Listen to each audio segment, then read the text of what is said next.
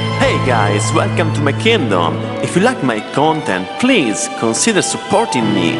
Link in the description below, guys.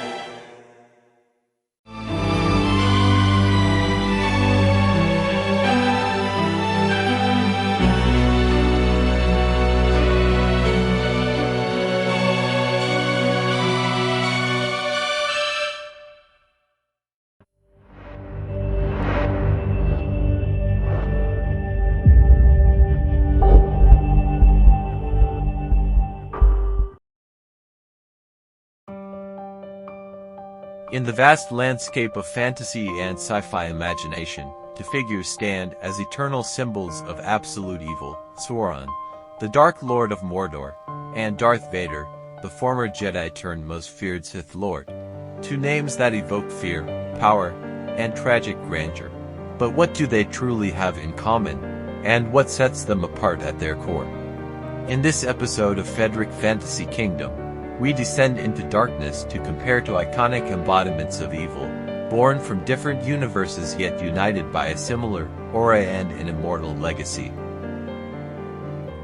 Sauron, an immortal being of Arda, is a Mayan angelic spirit corrupted by the Vala Morgoth, the original Dark Lord. Sauron became his successor, forging the One Ring to dominate all races of Middle-earth. He was not born evil, he chose domination in the name of order. Darth Vader was once Anakin Skywalker, the chosen one of the Jedi, but pride, pain, and the manipulation of Palpatine led him to fall to the dark side, abandoning his identity to become the instrument of terror for the Galactic Empire. Both were destined for greatness, yet both betrayed their nature for a distorted vision of control. Sauron embodies eternal evil. He no longer has a physical form, yet his will is manifested through the ring, the Nazgul, and an entire war machine designed to bend the world to his will. His power lies in manipulation, mind control, and the ability to instill terror.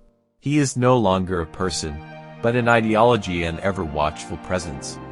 Darth Vader, by contrast, is raw, visible power but haunted. He is still human, living in pain, in burned flesh, in shattered memories. His command of the Force is devastating, force-choking enemies from across the room, destroying fleets, and striking fear in anyone who dares to face him. Yet behind the mask is still Anakin, trapped in a prison of his own making. Sauron represents unchanging, evil corruption without compromise. There is no redemption, only domination. He is the shadow that corrupts everything, an archetypal, cold, and calculating force. Vader, on the other hand, is redeemable evil. His tragedy is the core of his story. His power is compelling because inside the darkness lies a buried light. His final sacrifice restores balance to the Force. Vader's arc is a descent and resurrection, while Sauron is a final, irreversible fall. Sauron, with his jagged black armor and towering fortress of Barad-dûr, is a monumental symbol, almost divine. He is ever-present, yet untouchable, a flaming eye that sees all, a shadow that creeps. Vader is more physical, more direct. His breathing, his presence on screen, his deadly silence, each action is measured, each word weighted with destiny. Sauron is the mind behind the war. Vader is the blade that enforces it. Both have left an indelible mark on pop culture. Sauron is the blueprint for evil in high fantasy. He has inspired generations of writers, video games, and cinematic villains. Vader is the face of the modern villain. His helmet is recognizable even to those who've never watched Star Wars. His story has become a narrative model for fall and redemption. At the heart of both Sauron and Vader lies a philosophy of order through domination, but their approaches reveal two different understandings of power. Sauron seeks to eliminate all free will. To him, order is not maintained by unity but by absolute control. He believes that peace is only possible when no one is allowed to choose otherwise. His evil is systemic, like a dark machinery of obedience, where individuality vanishes. Darth Vader, instead, is driven by emotion, rage, fear, loss, love, all twisted by the dark side of the Force. He doesn't erase individuality, he suffocates it, including his own. Where Sauron is a force of cold, emotionless tyranny, Vader is a furnace of pain wrapped in iron. Another stark difference lies in how they extend their will. Sauron's tool is the One Ring, a seemingly small object, yet capable of enslaving the greatest beings of Middle-earth. It carries his essence, his corruption, and whispers promises of power while slowly devouring the soul.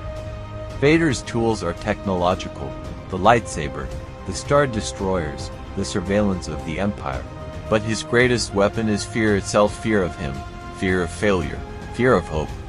One hides his power inside a ring. The other wears his power like armor. Both are commanders of terrifying legions, but the nature of their armies reflects their core identities. Sauron's servants are soulless and enslaved, works bred for war, corrupted men, and the Nazgul, once kings, now mindless wraiths. Their loyalty is bought with fear or sustained by domination. Their purpose is to serve endlessly, without question.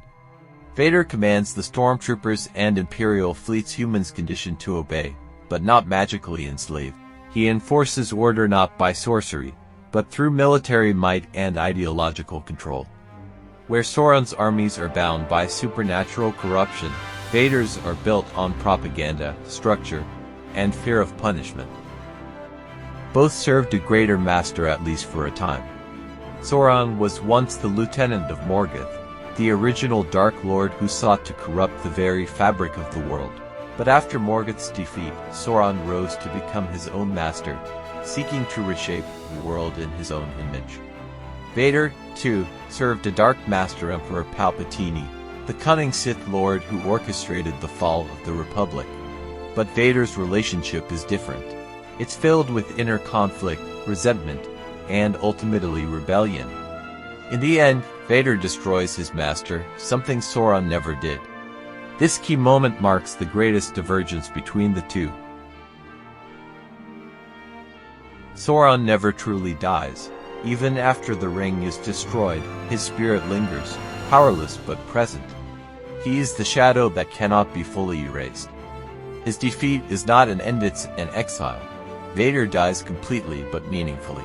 His death is a sacrifice, an act of love, a moment of redemption that restores balance to the galaxy. His legacy is not only destruction, but hope through the next generation, Luke, Leia, and the return of the Jedi. Sauron is a warning, a symbol of what happens when control becomes obsession. Vader is a lesson that no one is beyond redemption, no matter how far they've fallen. Sauron and Darth Vader are two sides of the same mirror. One is evil that extinguishes all light. The other is light consumed by darkness, only to be reignited through sacrifice. But who is the true Dark Lord? The one who abandoned his soul for eternal power, or the one who embraced darkness, only to destroy it from within? Tell us in the comments. Who wins this epic face-off? Welcome once again to Fedrick Fantasy Kingdom. See you in the next video, guys!